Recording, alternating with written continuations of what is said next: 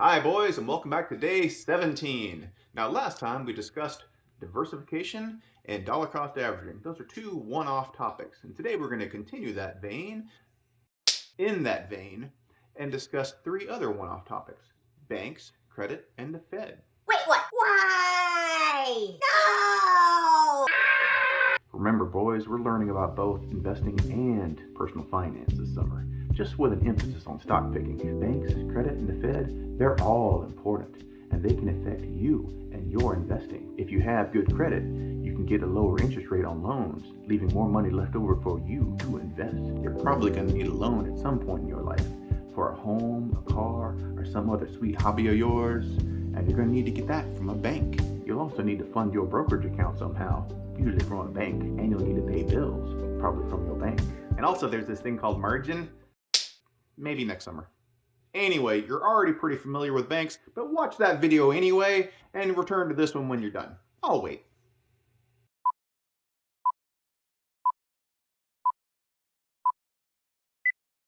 Any questions? No? Good. All right, let's move on to credit.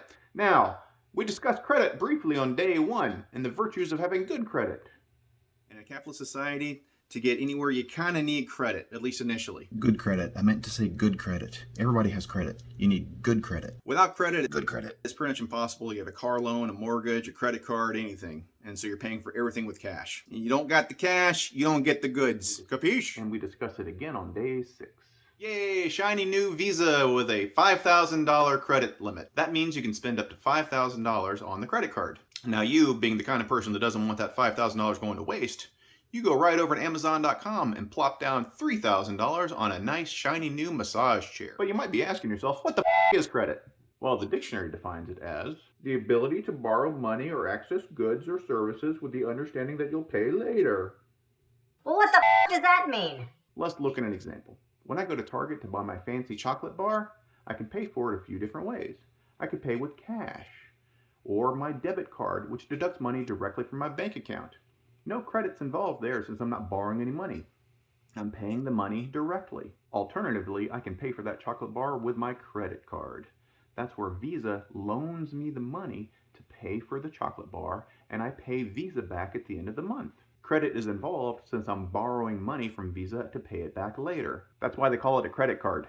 Now, Visa gives me the option to pay back only a portion of the loan, or I can pay off the whole thing, or anywhere in between. If I only pay a portion of the loan, like the minimum payment, then the rest of the balance is going to grow with a pretty large interest rate, and I'm going to have interest working against me. We don't like compound interest working against us, do we? No. So instead, I pay off the balance every month. You may be asking yourself, what does Visa get out of this? You go into business to make money. How does Visa make money? Visa charges Target somewhere around 3%, give or take. So if I spend $100 on chocolate bars, Visa's going to make $3. Target makes $97. Now, you may be asking yourself, why in the world would Target do that? Well, a few reasons. If they don't take Visa, I'm going to go somewhere that does. Visa will definitely pay Target, so it's better for accounting reasons. Target doesn't have to worry about getting cash, having it stolen, having counterfeit bills passed to them. Cash presents all kinds of problems. So we understand why Visa does it. We understand why Target does it. What's in it for me? Why do I use it? Well, 2 reasons. One, I get cash back, 2% on every purchase. So when I spend $100, Visa gives me $2 back at the end of the month. The second reason is when I borrow money from Visa and pay it back at the end of the month after month after month, then what happens is the credit rating agencies, they see this and they say, oh, he's really trustworthy. He always pays back his loans on time every month. The credit rating agencies assign me a credit score. The higher the credit score, the more trustworthy I am, and the better terms credit agencies will give me when I want to take out a loan because they know they're going to get their money back. You want to have a high credit score, so be trustworthy. Always pay back your loans. When you borrow money, you pay it back on time. A third reason to use credit cards I didn't mention here is that the credit card company can kind of arbitrate or serve as the go-between between you and a vendor if there's ever any dispute.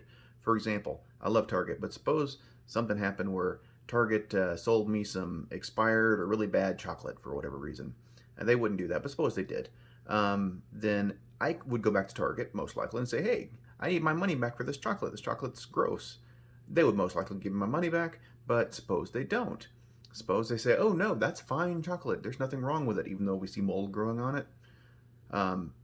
What I can do in that case is go to Visa and say, hey, this happened, and then Visa can argue on my behalf. Visa will usually, because they want to keep in good relations with me, just refund me the money, then deal with Target on their own. So it's kind of good to go with the credit card. That way you have a kind of a go-between. You have a middleman you can work with in the case there's a problem between me and the vendor. Now, nothing against Target. I love Target. I'll keep going to Target probably forever. But, this is just an example.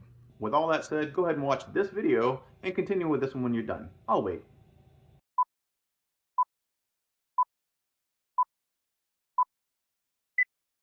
So that's credit. Any questions? No? Good. All right, let's move on to the Fed. The Fed is arguably the most important external force to the stock market. You need to know about the Fed. And for that, watch this video. I'll wait.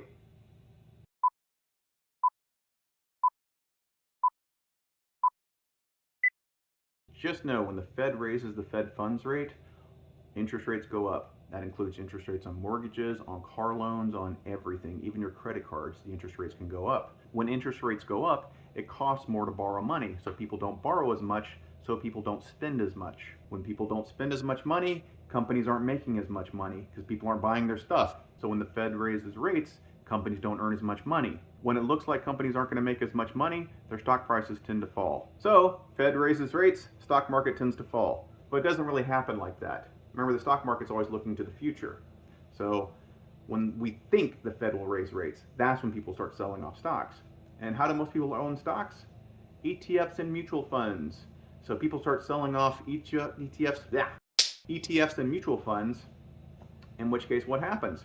You have companies like Waste Management that can go down. Are you going to stop your garbage pickup because it's harder to get a car loan? No. Are you going to stop buying toilet paper because it's harder to get a mortgage? No. Do you think older people are going to stop taking the heart medication that's reimbursed through Medicare? No. In other words, there can be a mass sell-off in the market even though the earnings of many companies aren't affected. So as an investor, you sit back, you see the market fall, and you sift through the ashes and you say, what shouldn't be here? What fell, and I can pick up those stocks at a good price. So the Fed raising rates, even though most people freak out thinking, oh no, it's going to affect earnings, it affects some, doesn't affect others. So you go take a look at companies where their stocks have fallen, even though those companies are not affected by the Fed raising rates. It might be a great time to buy some stock in those companies. That's all for this time. No homework. You're welcome. See you next time.